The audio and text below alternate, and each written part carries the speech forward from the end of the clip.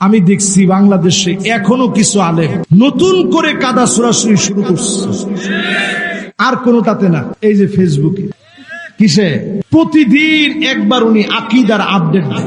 কি পাইছেন আপনি মনে রাখবেন, এ জমিনের দিন কায়েম যেন আপনার কারণে এক সেকেন্ড দেরি না হয়। আপনি আলেম, আল্লাহর আদালতে এক পা আপনি জবাব দিয়ে যেতে পারবেন না,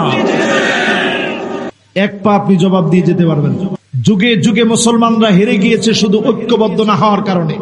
আমি এই বছর মরক্কোে গিয়েছি, এই বছর আমি তানজা সফর করেছি শুধু একটু দেখার জন্য যে তারেক বিন জিয়াদ কোথায় হয়েছে। একজন তারেক বিন জিয়াদ 711 সালে এই পৃথিবীকে আলোকিত করেছিল। তিনি গিয়েছিলেন এই ইউরোপ বিজয়ের লক্ষ্যে মাত্র 7,000 মুসলমান নিয়ে। কয় হাজার? 7,000 মুসলমান নিয়ে যখন যাচ্ছিলেন, লোকেরা দেখে খ্রিস্টানরা তারেক বিন জিয়াদের সঙ্গে 7,000 সৈন্যবাহিনীর সাহস আর স্পর্ধা দেখে তারা বলছিল, যদি তারা সমুদ্রের ঢেউগুলাকে বলতো থাম, আমাদের মনে হয় ঢেউগুলা সব থেমে যেত। বলেন আল্লাহু আকবার।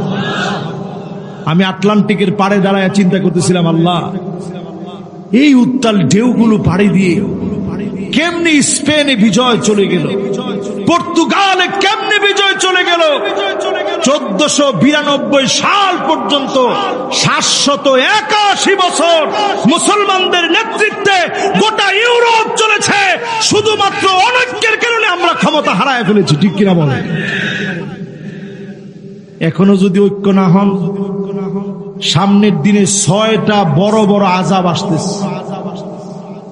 এই ওয়াজটাও শুনবেন আজকে মাশাআল্লাহ। একজন 10 বছরের বাচ্চা চলে যাচ্ছে, অসুবিধা নেই, ওর ছুটি। আরেকজন 10 বছরে আইসা বসে গেছে, মানে সমান সমান বসেন মাশাআল্লাহ। ও ঠিক আছে, শ্রোতা 1 নাম্বার। এবার আপনারা বলেন কয়টা বড় বড় আযাব আসবে? হুজুররা যদি ভুল করেন 6টা আযাব আজকে লিখে রাখেন, খাতা কলম দিয়া সহি হাদিসটা লিখে রাখেন। 1 নাম্বার আযাব আসবে ইমারাতুস সুফাহা, নির্বোধ যারা ইসলাম জানে না তারা ক্ষমতায় বসবে। এবার আপনারা লেখেন এটা। 2 নাম্বারে যদি ভুল করেন, নবীজি বলে গেছেন বিজয়ের পরে ভুল করলে 6টা খেসারত দেওয়া লাগবে। 2 নাম্বার খেসারত দেওয়া লাগবে কাসরাতুস শার, নতুন নতুন শর্ত হবে। আগে যেভাবে রাজাকার বলে বলে গালি দেওয়া হতো, এখন দেখবেন জঙ্গিবাদ আর মৌলবাদ বলে গালি দেওয়া হবে। কি ঠিক? কি ঠিক? হ্যাঁ, দেয় দেয়, আরে নাউজুবিল্লাহ, দেয় না না, আরে শুরু নামে কিসে শুরু?